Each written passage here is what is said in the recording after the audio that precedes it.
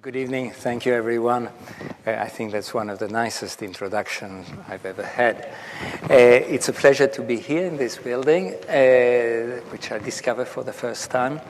And above all, it's a very great honor to have been chosen by yourselves to give the Lou Kahn Memorial Lecture.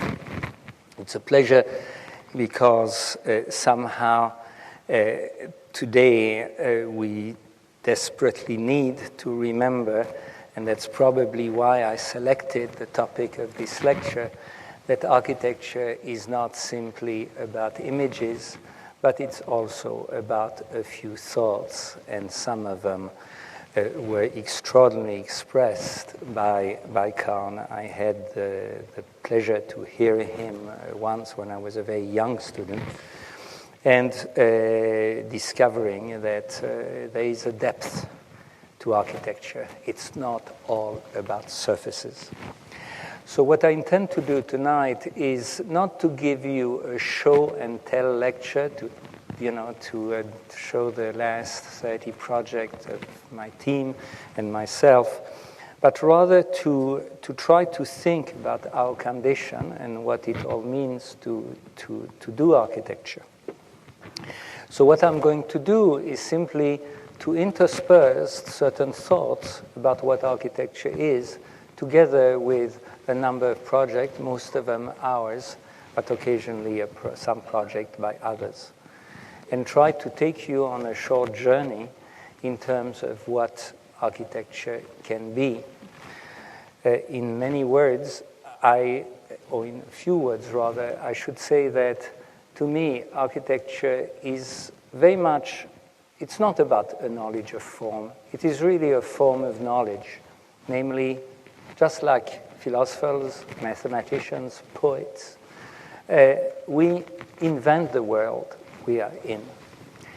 And we have to have that ambition and also that, responsibility. So let me try to take you through this short journey. The first point is, of course, where are we today? If I look at Architectural Magazine, I see amazing things, especially in the last 5-7 years. Incredible project by the best architects and designers. At the same time, I have a strange feel of unease. It's a little bit like when early in the morning I wake up, and I don't know if you know this extraordinary website called www.design.com. It's a really design and architecture blog, which always produces the most extraordinary images with almost no words. It's just images. So at that moment, I'm wondering, is architecture just about images, about perceptions? Or is there something that makes a difference between what I would call concept, percept, and affect? If I try to explain the difference between the three, the easiest way for me is to look at an arch. And of course, here I started to think of Lou Kahn. There is a diagram of an arch. That's the concept itself. And then you have to turn it into, what it will look like. So you draw that, that percept in a sense. But then when you build it, and when it ages, and when it starts to have, a history, and it gets into a ruin, then it starts to have, some emotion attached to it. And that's what I would call an affect. And all architecture is really all these three things. It's not simply images, perceptions. It's a little more, both on the left and on the right. In other words, it's about ideas and concepts, as well as it's about emotions. And concepts have an incredible role because they have an effect on your affects, on your emotion. Just take a very simple example. Housing. Housing, it's not all the same. If you live on the place on the left, it's not the concept is of course very different from the two others. But your affects, your emotions, the way you're going to live there is also unbelievably different. In other words, they're interrelated. There's no necessarily cause and effect relationship. I'm not going to say that one is better than the other. I know extremely beautiful places like this, which are a pleasure to live in, and atrocious places of this sort, and vice versa. So there's not a cause and effect relationship, but there is quite an effect that is determined by one of these two concepts as opposed to the other. I'm quoting here a very famous philosopher, not terribly fashionable to quote Immanuel Kant, but, not too bad. Concept without percept are empty, percept without concept are blind. I found this yesterday Googling, right? So I thought not bad for a discussion, that somehow celebrate Lou Kahn. Look at these buildings. You all know them. Quite extraordinary moment of not only the history of architecture, but, one's perception of what it is. And look, there's a plan, there's a concept, an extraordinary concept, Sure, it's stair shaft, exhaust shaft, heritage shaft, but it's not there, the concept. You all know here, the idea of serving servant spaces and served spaces. You look at it again, and here, extraordinary perception. But look at the concept. Or, once again, look at the way materials are being used. The extraordinary bricks, I hope they were provided by our sponsors tonight, and, the role of concrete.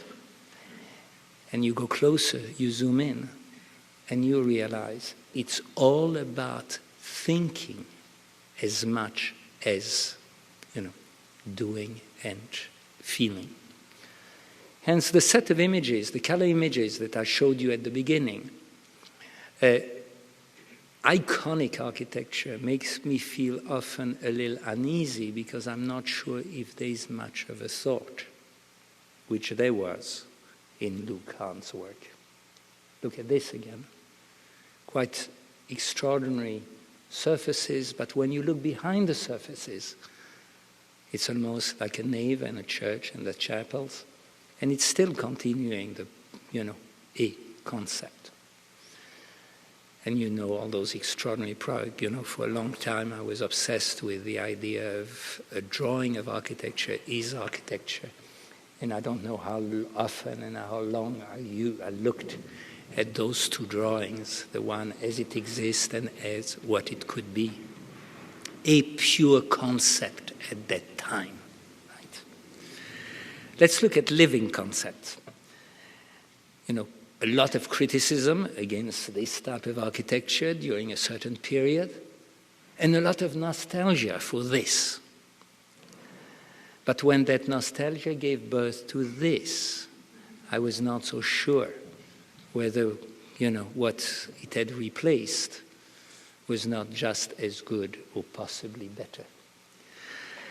When I started to do architecture, that was at a time when there was a raging battle between postmodernism and modernism, embodied by one extraordinary juxtaposition in Colin Rowe's famous book, Collage City, where he takes a city, Parma, a city in Italy, and Le Corbusier, Plan Voisin. And he says, on the left is good, on the right is bad.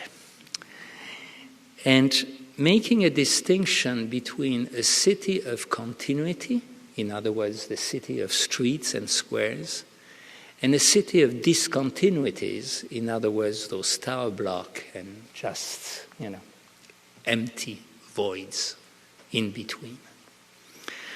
It was a time when I was starting to work on the Parc de La Villette. It was a competition. And I became fascinated with this idea of solids and voids. And realizing that they were not one versus the other, but somehow they were two faces of the same coin. And they had very much to do with being complementary. And that you could continue the continuity in a discontinuous manner. And that perhaps streets and squares would define spaces, but the points, those points of intensities, would activate the spaces. Almost like a column in a room activates the room, and the walls around the room define it. They're not mutually exclusive. They can play with one another. So I started to look at the various ways one can organize a large territory. In that case, it was 125 acres, and was really drawn after looking, of course, at the grid, the concentric circle, the Baroque axis, the ideal city like Beijing, etc., etc. Got quite fascinated by exactly the thing that everybody hated at the time, the plan voisin of Le Corbusier.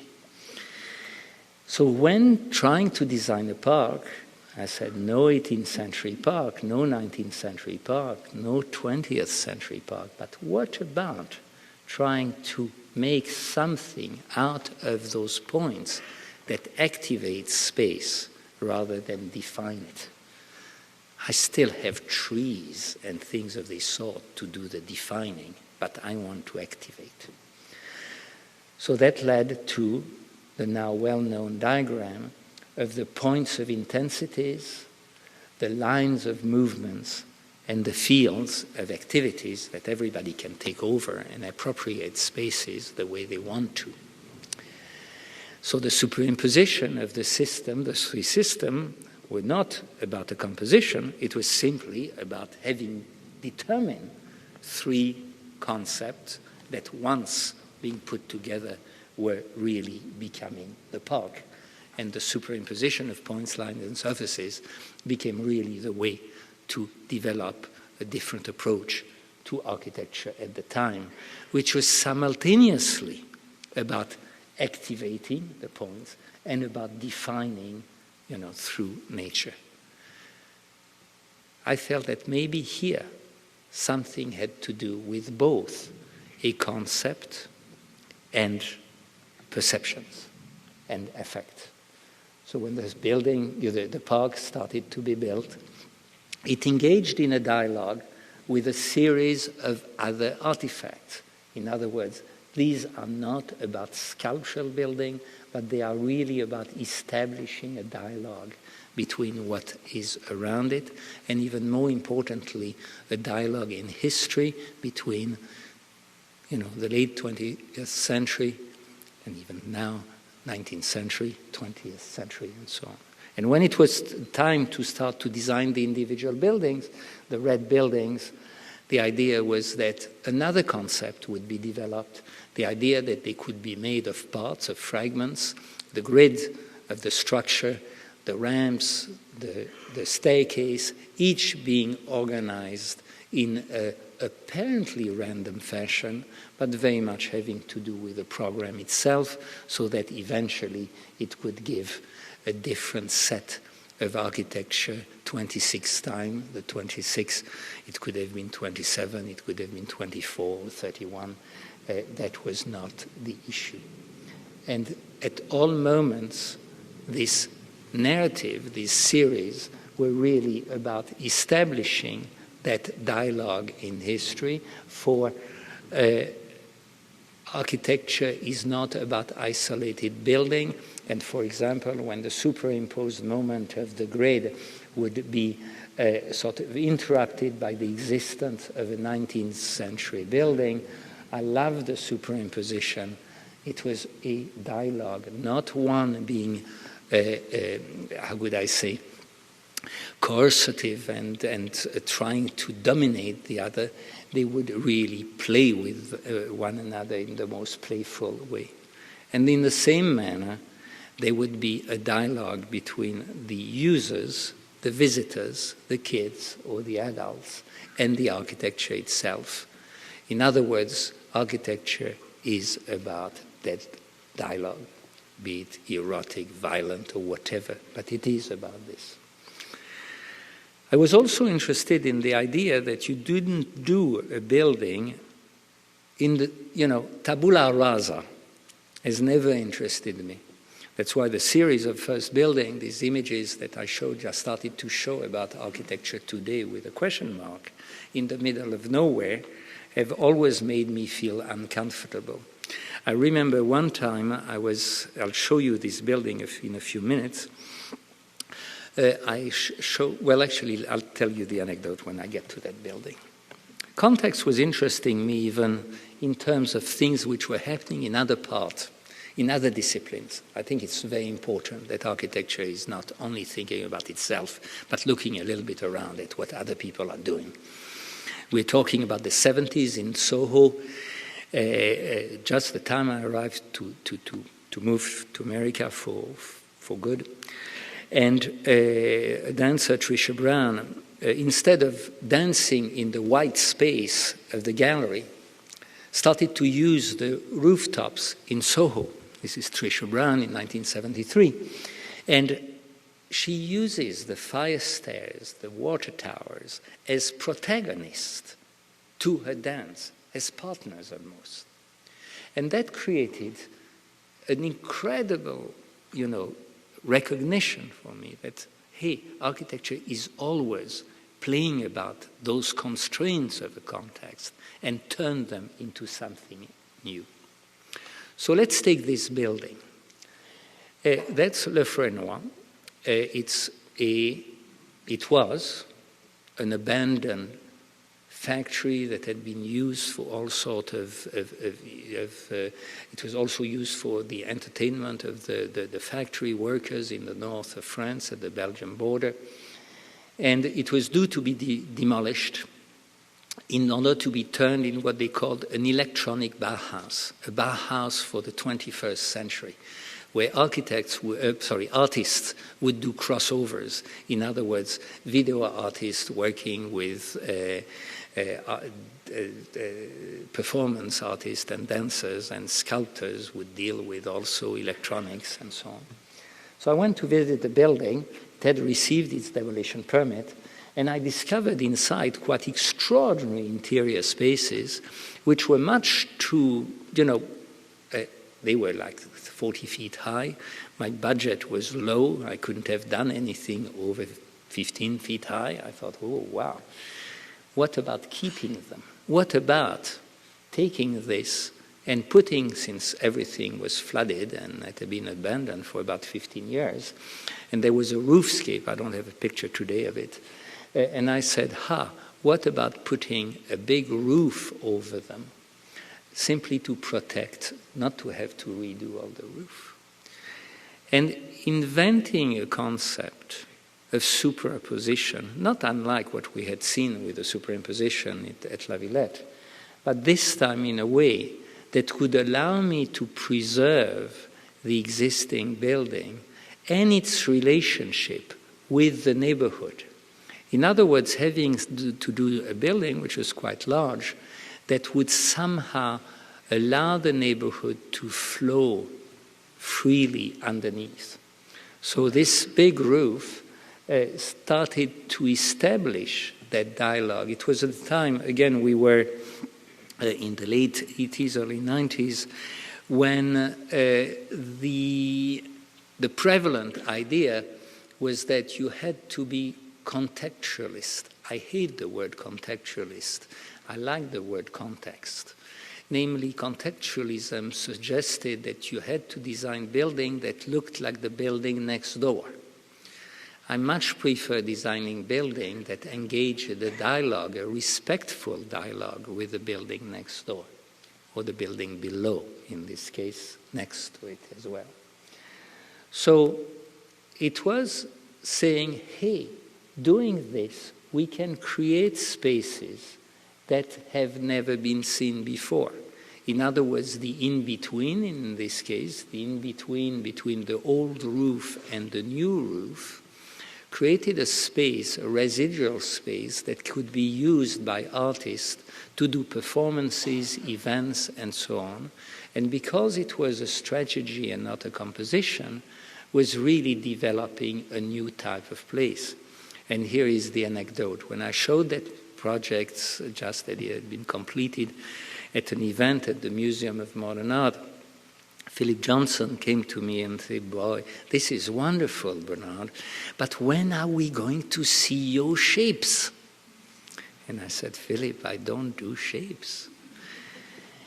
So somehow, one of the thoughts that I started to develop is that architecture is not simply about forms. Sure, you do forms, you deal with, at the end of it, it has a materiality, right? So one of the architecture's most important function is its ability to generate ideas and concepts about the world we live in. Look at this. Someone who once upon a time was considered by architects as not an architect. They said, oh, Bucky, he's not an architect. But he was devising and developing concept, really important concept. And at the time today, when everybody is obsessed with the idea of envelopes, look at maybe where it started, consciously or not. It's also one of the particularity of our work is that those concepts, we turn them into something else. If you're a mathematician or a poet, you deal with words or with mathematical equation. But we architects, at one moment, we have to materialize them. Namely, our stuff has a strange type of characteristic. You have to turn an idea into a material. And so when you start a project, whatever first sketches, and whenever you start to build it, you always think how you are going to take that idea and that concept and turn it and to materialize it. And maybe that's one of the definitions of architecture, the materialization of a concept. And as a young architect, I was not terribly interested in certain details. And then I discovered in building things that it was rather fascinating how to turn the concept into something that was really about an art which was so different from all the others. And as I started to work, I started to realize that the materiality of these buildings was really what was making the concept come alive, waterproofing included.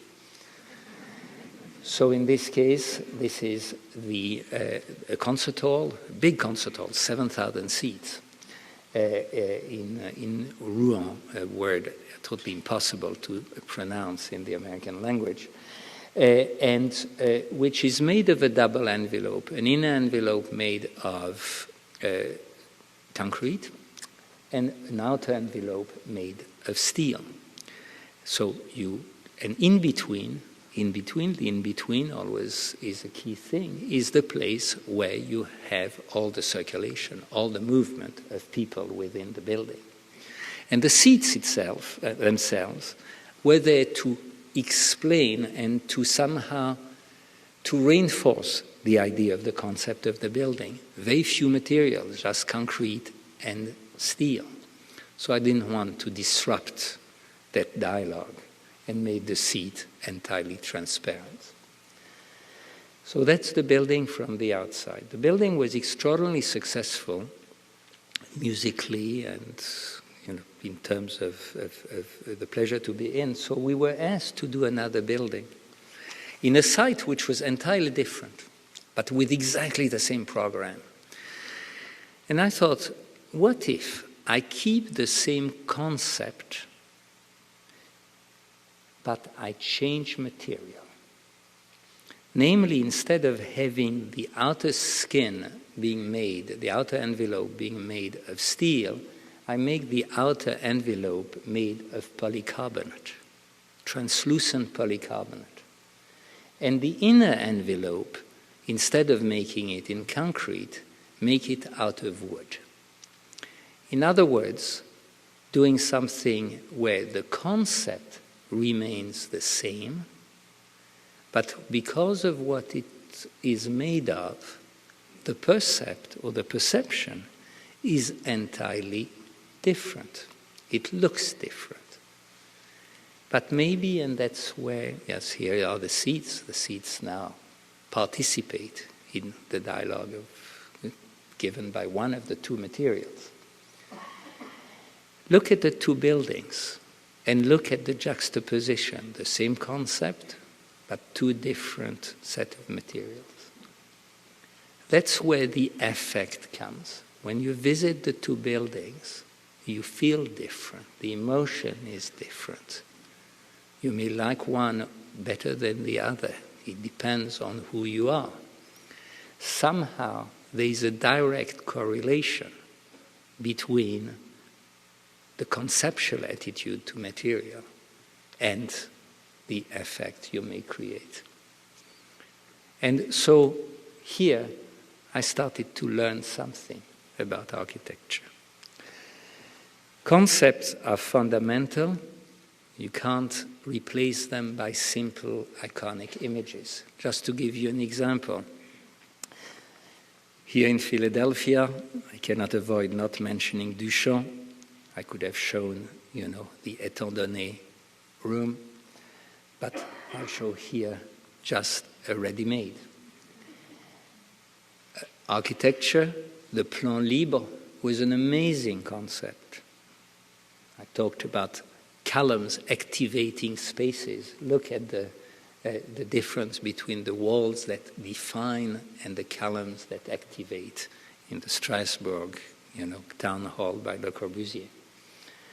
Or The Endless House by Kiesler, done almost 3/4 of a century ago, and that architects today, in their blob phases and in their parametric phases, are still trying to emulate. That's a concept, the endless house.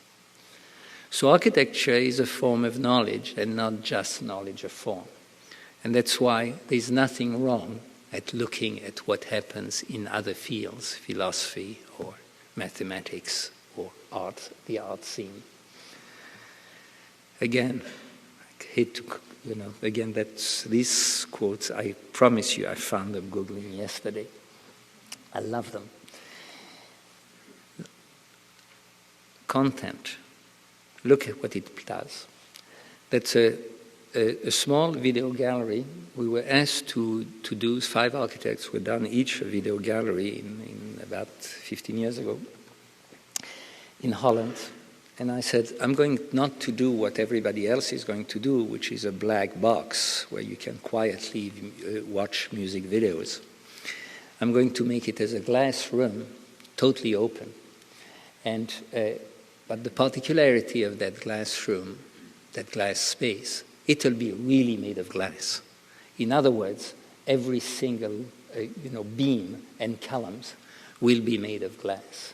And at night, it will simply reflect the screens so that you do not know exactly what is virtuality, what is virtual, and what is real. And because the floor is slanted, it will actually destabilize the movement of your balance, of movement of your body in space, and make you even more aware of that relationship between your body and the architecture and the content of the building. And it will be the real glass house, because Johnson's and Meath's glass houses, when you would take the glass away, hey, you still would have the roof and the floor. Here, if you take the glass away, there's nothing left because the beams and the columns are made of glass. So that would be the real glass house. And then, to my great surprise, that temporary building They liked it so much in that city of Groningen in the north of Holland that they decided to make it part of the local museum. And ever since that day, every 3 months, they have events and artists doing installation. And what happens in the space completely changes what the space looks like. In other words, there is an interaction between the two. It's exactly like this room. If we use this room, as a concert, as a lecture hall, it's quite different as if we would have a strings quartet, and I'm not discussing acoustics now. Or if you had a ring with two boxers fighting or wrestling. There is a correlation within the perception of architecture and what happens in it. Concepts are not images, that's the other point. In other words, to do something in the shape of a cube or of a blob is not a concept. This is not a concept, it's just a sphere with lines in it. In other words, a concept is something relatively complex because it always, in architecture, you never start from scratch. You're never in the middle of nowhere. You have a program, you have a site, you have climate, you have cost parameters. Here is a concept because it succeeds in transforming all those constraints into an extraordinary piece of architecture. It's not a gratuitous form. It's really a society statement that take into consideration climate, society, cost, etc., etc.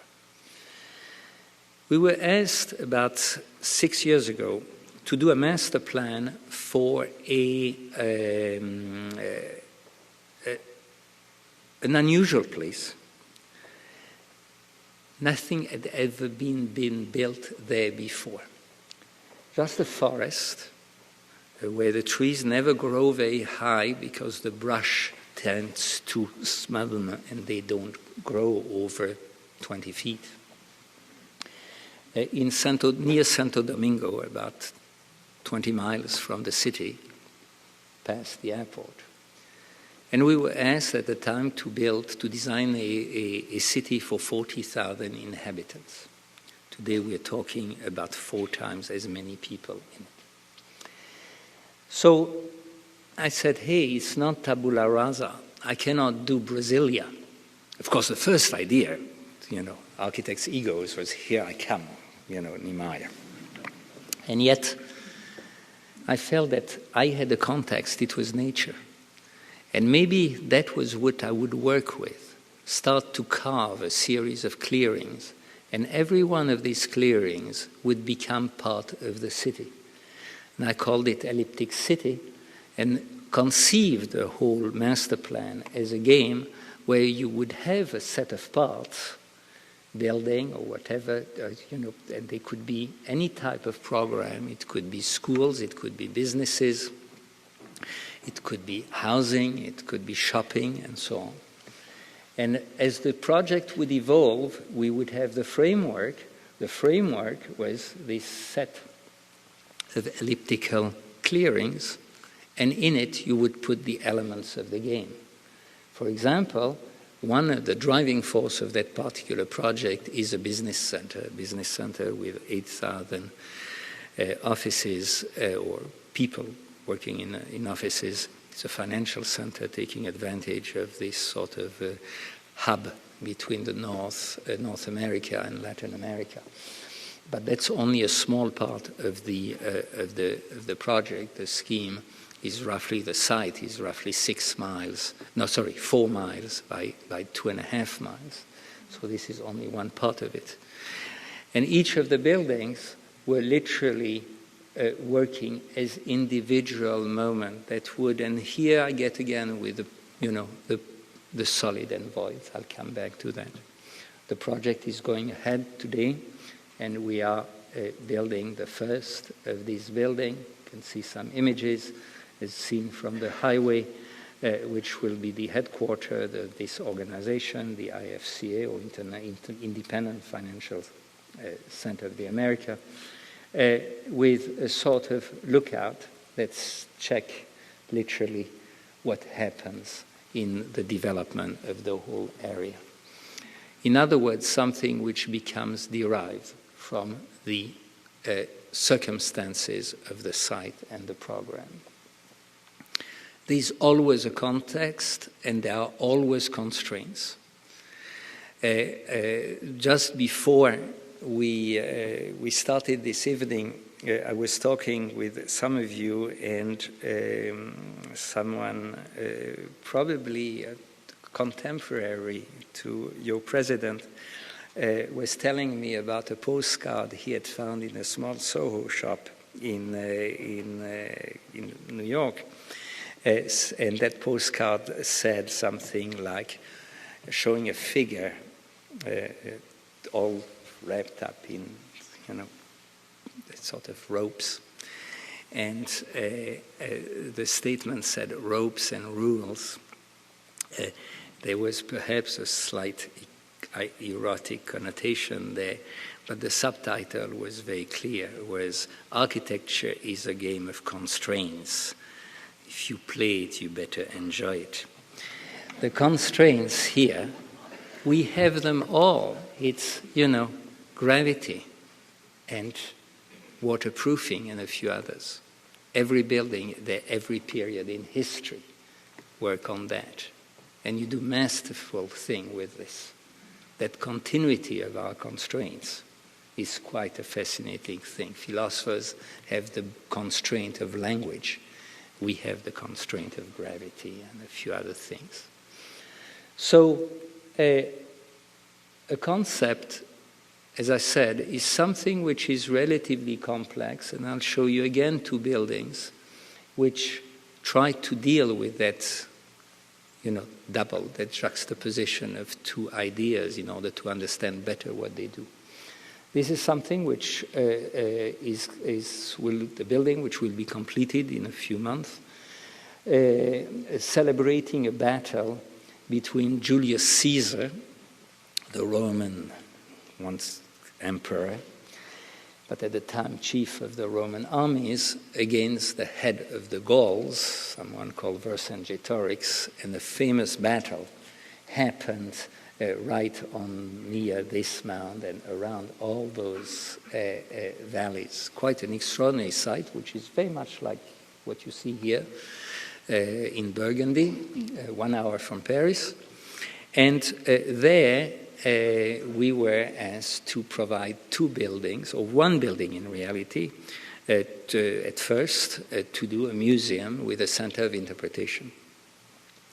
And I decided that maybe the idea was to turn it into two buildings in two different sites. One site where Vercingetorix was with his troops, somewhere here, and another site where Julius Caesar was in the valley.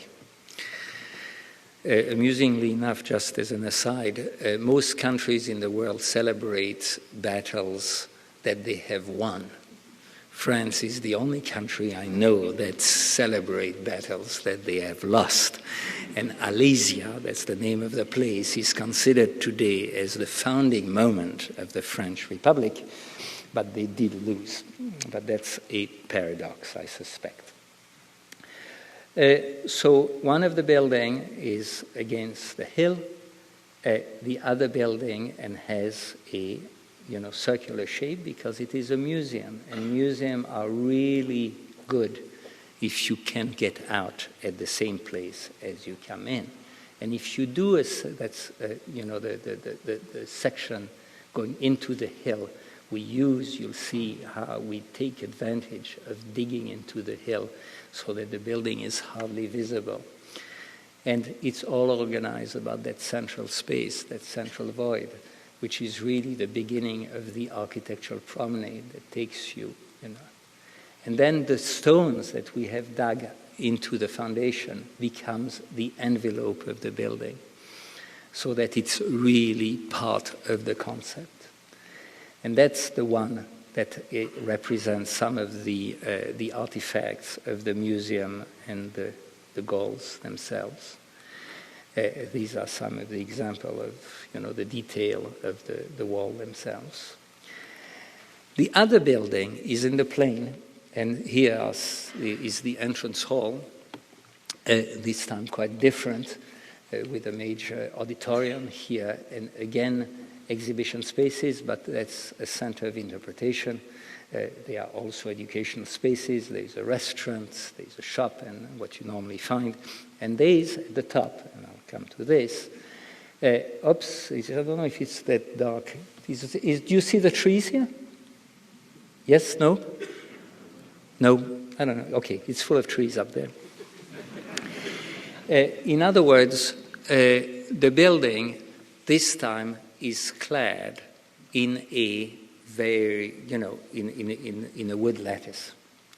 And so if I get to the next slide, this is the envelope itself.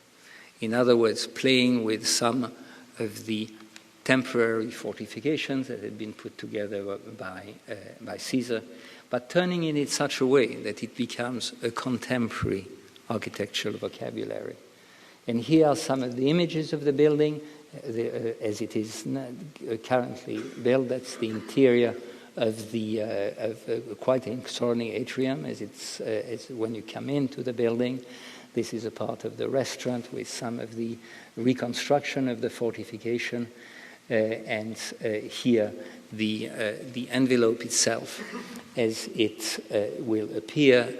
And as you walk around the exhibition spaces, you can look out and turn at 360 degrees and to see all the different camps. Julius Caesar had 23 camps in that area, and you can see many of them on the hills here at the back. And the building is then very much about all those circuits of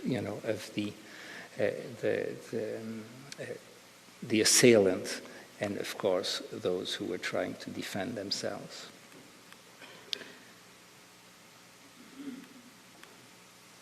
Concepts don't come out of nowhere.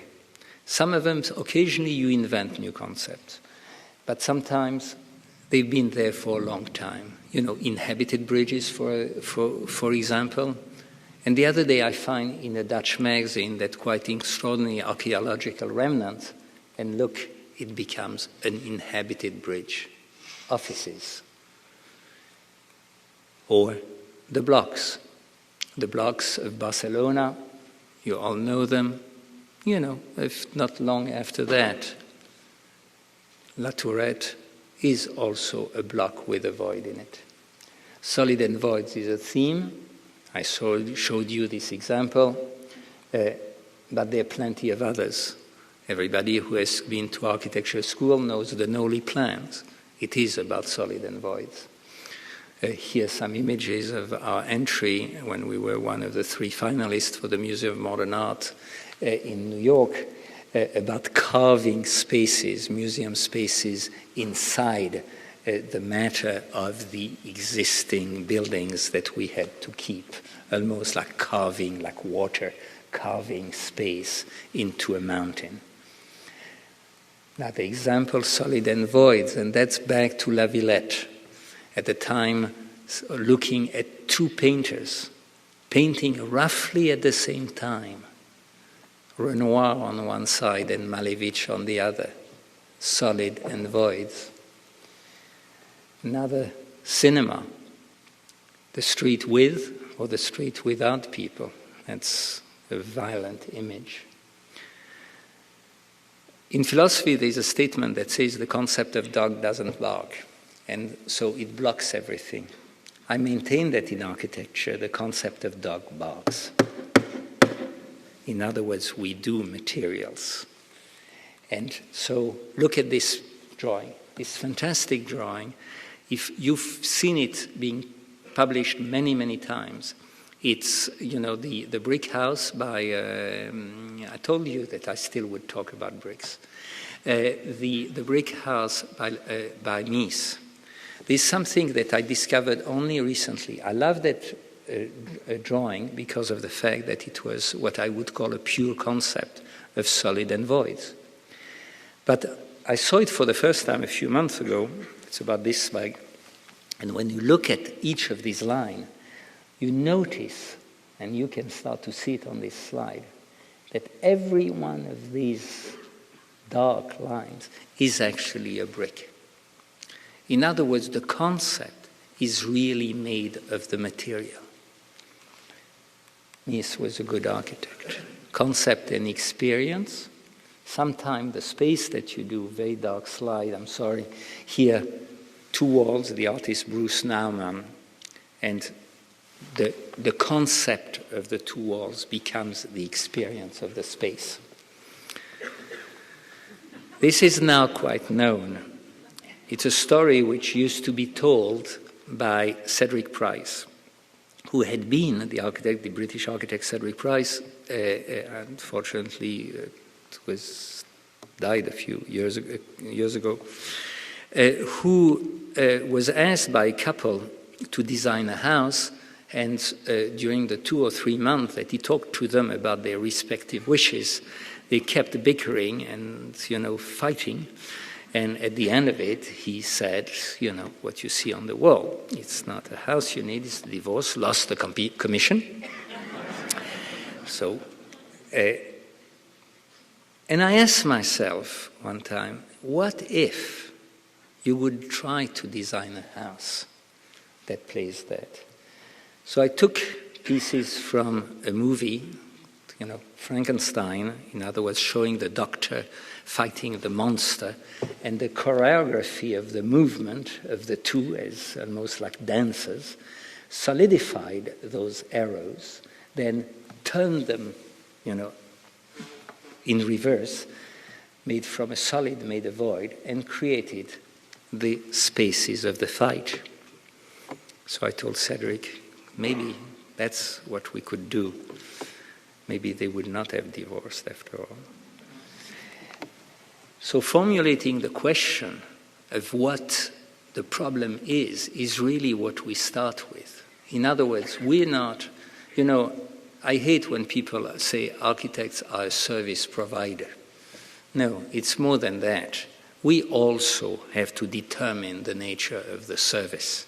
We have to determine to help formulating the problem.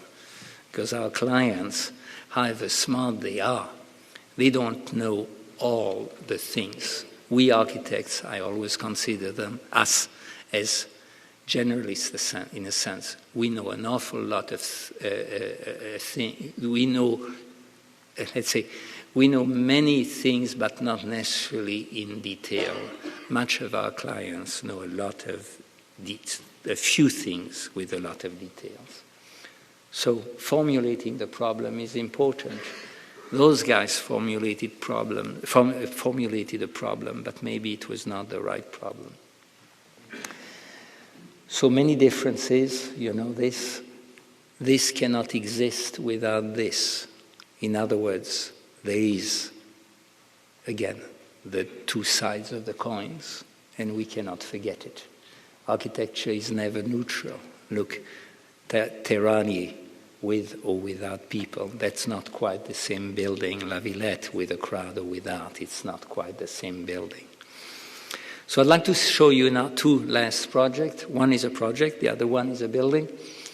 Built, Draw Me a Void, I'll start with that. Those who remember The Little Prince, the famous story, children's story by Saint-Exupéry, where the kid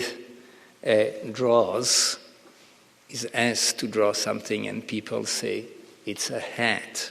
Why do you draw a hat? And the kid saw, it's not a hat. Look, this is an elephant being eaten by a snake. That's us, the architects. We design hats that really are something else. So I was asked to compete for a museum in a city called Tianjin, 2 hours from Beijing, which I thought I had never heard of before. 8 million inhabitants, and you have never heard of the city before. And I found myself in this predicament that many of us architects find themselves in quite often, namely You are invited to a competition or to build something in a place where you have no idea of the culture. Often you don't have time to go and visit it. You're given 3 weeks to draw it, and you have to make the craziest assumptions. You don't know enough, and sometimes the program stays in about 3 sheets of paper or even less.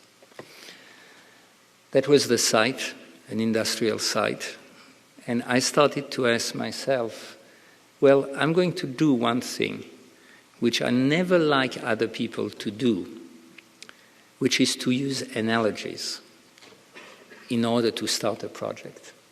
That was the site as it had been given to us, and they said the best thing you can do is to put 3, we had to do a master plan first, and you have to put the 3 museum and the concert hall in this particular manner, shopping here and here, a big commercial area. And I didn't like that particularly, and I started to look at other ways to think in architecture. I knew nothing about the site, so I said, let's make analogies. What about molecules? And what does it mean about aggregating molecules? What about doing, like a tray with cups and teapots? Or that's the 2 parts of the site, right? The site, that was the part for the commercial, for the museum, the cultural area, and the concert hall, and here the commercial area. Masks, trying to play with local thing, tongue-in-cheek, of course.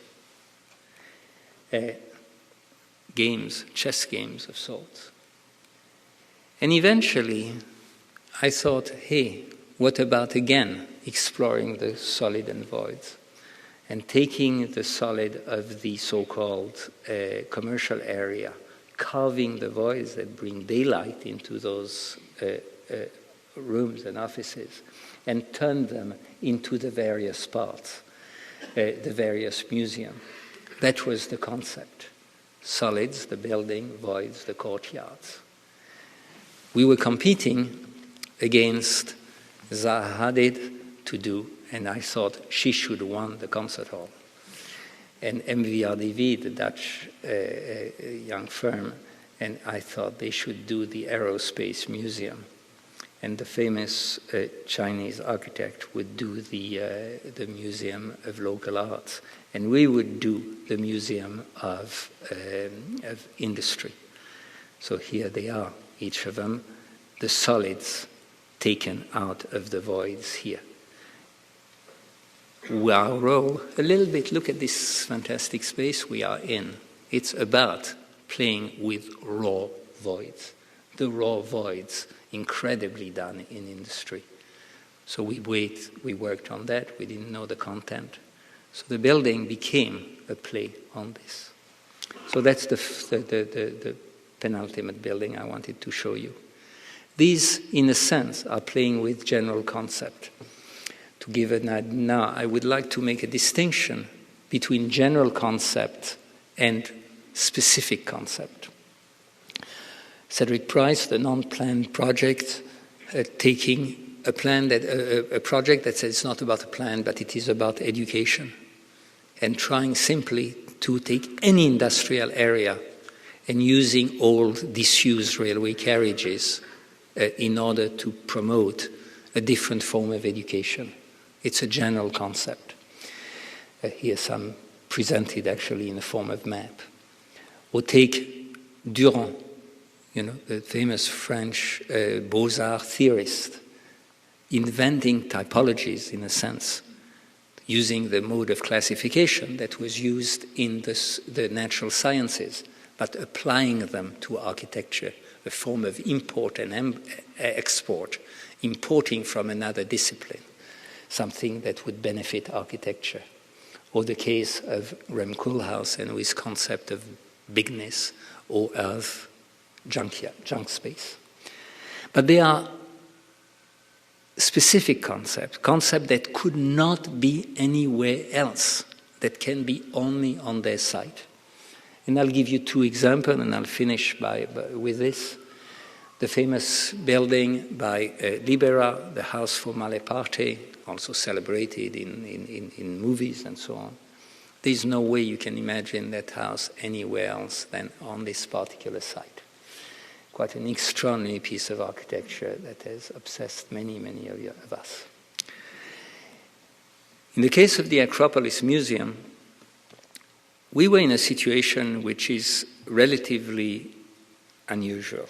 Imagine you as an architect being asked to design a building 300 yards from the most influential building in the history of Western architecture, the Parthenon.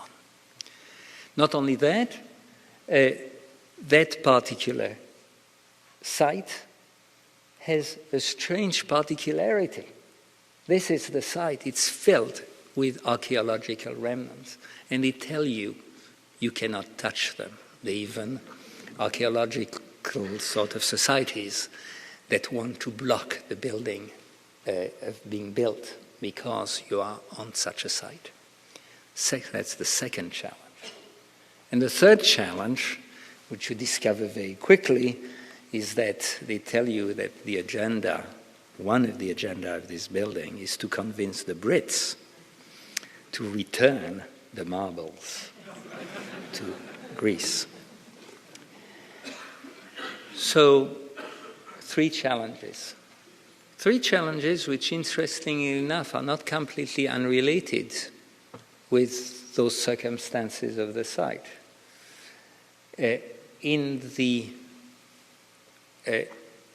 On the top, we decide to build a rectangular room which can house the frieze, where all the general galleries are with all those extraordinary archaic sculptures. We place them, you'll see it in a second, in relationship to the street pattern, and the archaeological excavation below becomes the lower level. Look how it works. Here is the Parthenon, here is the street patterns, and below the archaeological excavation. So we said the middle of the building is oriented along with the street. The upper part of the building, the glass house, which looks towards the Parthenon and which has all the sculpture from the Parthenon, will be oriented exactly like the Parthenon itself, slightly shifted, so that each of the three parts have their own identity. The part with the above the excavation, the columns are determined in order. The column grid is not a grid. It's completely determined by the location of each of the old walls, and part of a negotiation that I had with the archaeologists, where we walked during 3 days negotiating the place of every column so we would not destroy a wall or a precious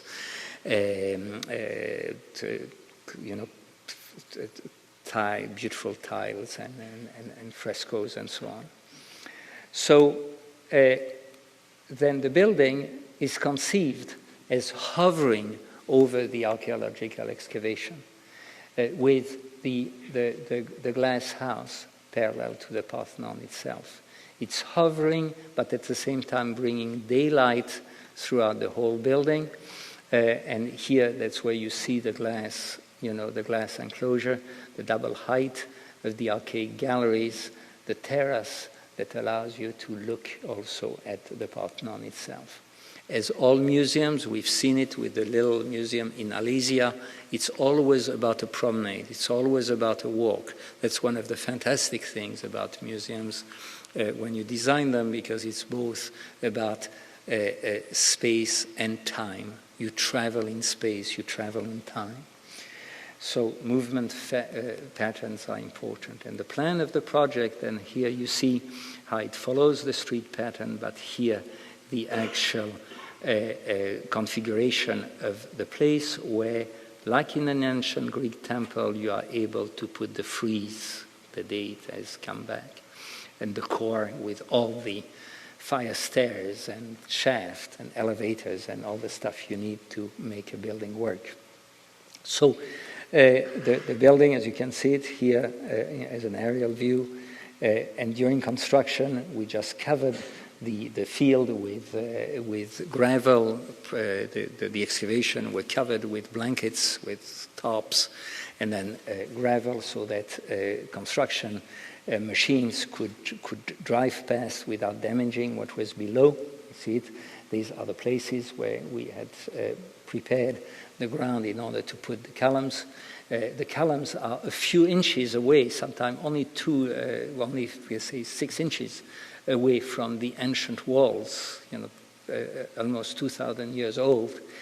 And this juxtaposition between the two technologies is quite extraordinary here, as we were playing very, very carefully with the stone, with the concrete, because I wanted the concrete to be the background of the sculptures themselves, not to use sheetrock or things like that, but really using the structure of the building as a means of providing the actual background of the building, not trying to emulate stylistically the columns here, but on having something which would be of an extraordinary precision and establishing a material dialogue rather than a formal dialogue. Things were quite fascinating because while we were doing this with very contemporary technology, you had the archaeologists who were still doing things, like they were done thousands of years ago, and with their little brushes trying to dig precious mosaic below ground. And still today, you'll see that they're still working in those areas. Look at the proximity of the new and the old. So this determines an extraordinary space, like at the Le Fresnoy, a found space which you make sing, in a sense. You reveal it as an architect. You turn it at something particular. And here, as you enter the museum, you're being aware that you're hovering over the 2,000 years of history. And you enter the building, you see the 3 layers, the layer belonging to the excavation, the layer with the general, the archaic galleries, and here we'll talk about the glass house in a minute. So this relationship I was very proud of inventing after the Doric, the Ionic, and the Corinthian column, what some people call the Tschumi column, but I called it the tripartite column. That's the column that allows you to save the walls that are just in between. The floors, many of the floors on that level are made of glass, simply that you can reveal what happens below. And it becomes quite a spectacle. The little dots, in a way, become a theme throughout the building because they are anti-slip, of course. They are for people who have vertigo, but they are also sort of, in the case of some of the glazing, there's a fritting that sort of protects people from the glare. So that's what you see when you walk into the museum. You're completely aware of what is below you. And that idea of being as part of 2,000 years or 2,500 years of history is immediately what you see. And then as you walk through the museum, the marble sculptures have as a background the concrete of the building. In other words, the building has only 3 major materials, let's put it this way, which are concrete, glass, and marble. Marble for the floors. And the concrete absorbs the light, while the marble tends to reflect it. And it creates quite an extraordinary background, nothing at all what you would have with walls, nothing comparable to walls that are covered with cloth and fabric or with plaster. So the structure of the building becomes really a dialogue with the building itself. And quite extraordinary moments that you discover, just for the anecdote, I couldn't figure out why I was told that the torso is at the British Museum, the buttocks are at the Louvre, the head at the Metropolitan, but they left this behind, So, secrets of archaeologies. enormous, amazingly beautiful, remnants of the paint at the time, some of the decoration. Look at parametric architecture. That's no computer did that, and you can do extraordinary things in this manner. The hall that takes you into above the excavation is a slope. It's glass. You can see through. These dots that you see are actually acoustical sponges.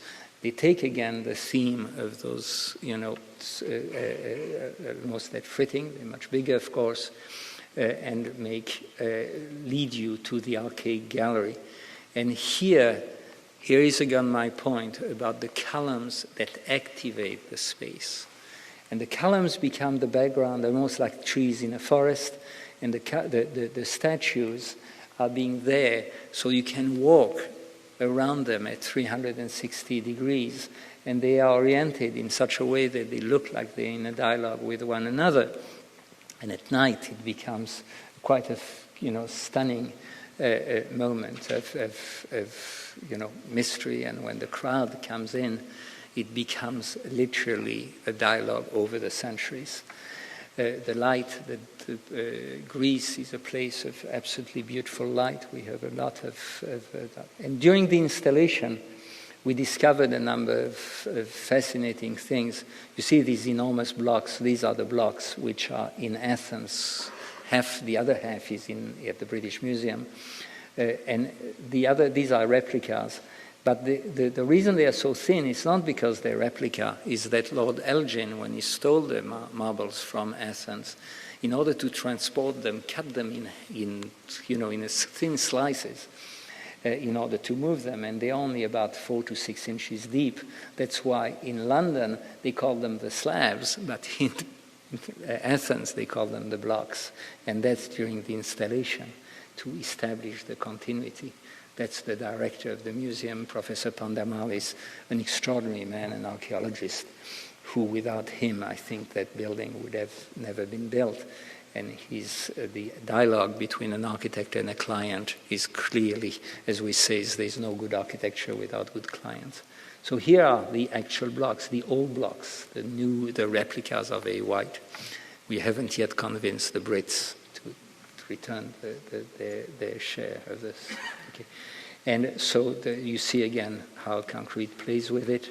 I'm not going to enter a whole dialogue about sustainability. The air is recirculating. It's very hot in Greece. If you're crazy enough to do a glass house in a country which is easily going over 100 degrees Fahrenheit, we worked with Air of New York to develop a system where we bring the cold air, take it here in a double glazing, but we have single glazing where people are looking out towards the Parthenon, taking it back into towards the cellar where it's clean, clean and cooled. And here some views as with the extraordinary lighting. The slides look again a little dark on these images. And then simultaneously you see the Parthenon in that extraordinary moment between the 21st century and the building themselves. And when you see this, people said, little movement, on the side. And of course, Bernard is a deconstructivist. No, not at all. I was dealing with the context of the Parthenon, because this is parallel to the Parthenon itself. And the entrance itself reveals the section through the museum, the so-called archaeological layer, the part with the arcade gallery and the glass box. These are fins. They protect you against the sun, but from this angle they almost look like column. Again, the reflection in the glass, and as you see the building revealing itself in its all its periods and time. Concept, percepts, and affects. Thank you very much.